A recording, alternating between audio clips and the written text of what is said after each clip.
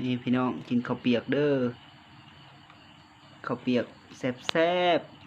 ๆนี่เนาะภาษาไทยว่าก๋วยเตี๋ยวเนาะนี่ข้าวเปียกบ้านเฮาเนาะแซ่บๆเด้อสุดยอดเลยนี่ของแกมบ่มีอย่างไรมีแต่ถั่วอยู่ลุมไปแหละเฮ็ดเองกินเองนี่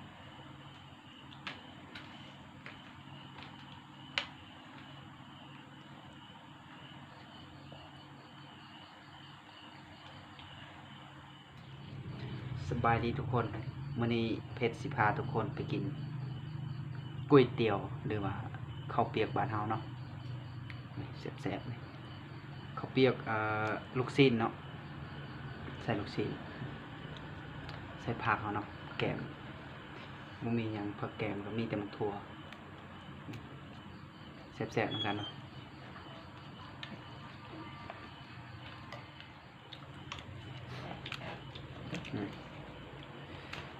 มากินน้ำกันแซ่บๆนี่กินยำแรง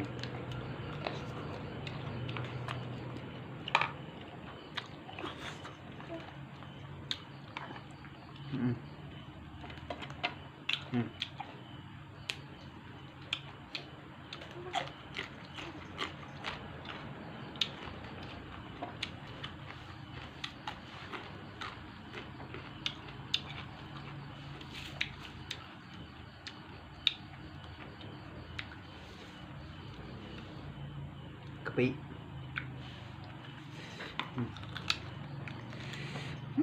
แซ่บหลายพี่น้องมา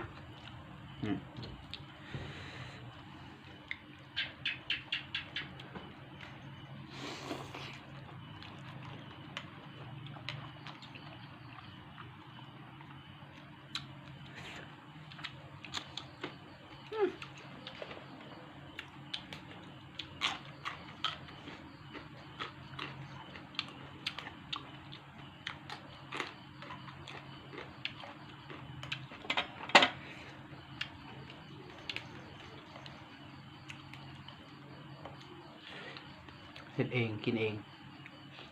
แซ่บ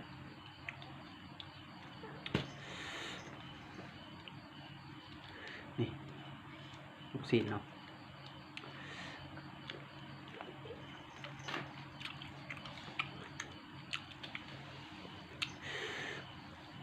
เผ็ด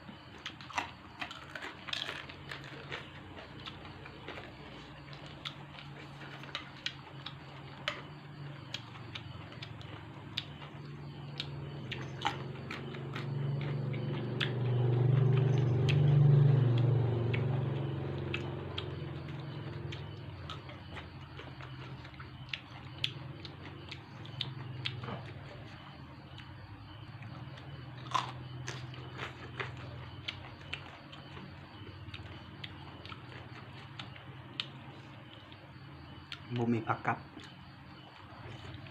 ผักหน่อย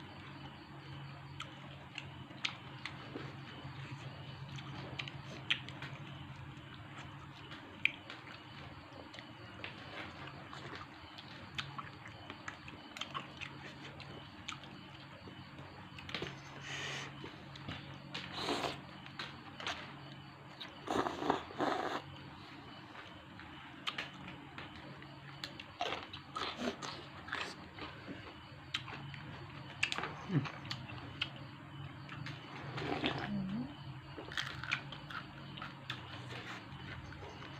มีบ่วงยกเอาสบาย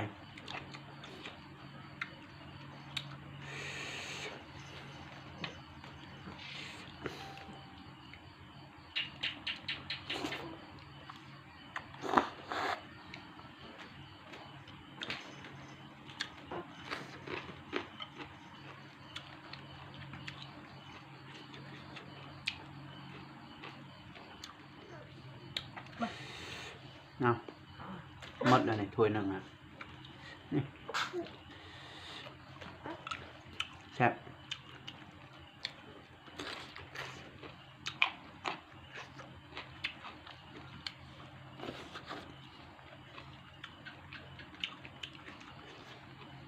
ฮอน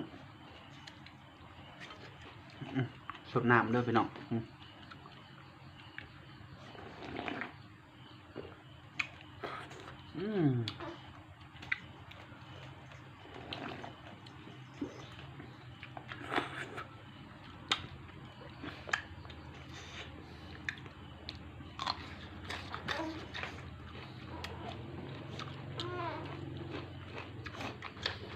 ครับ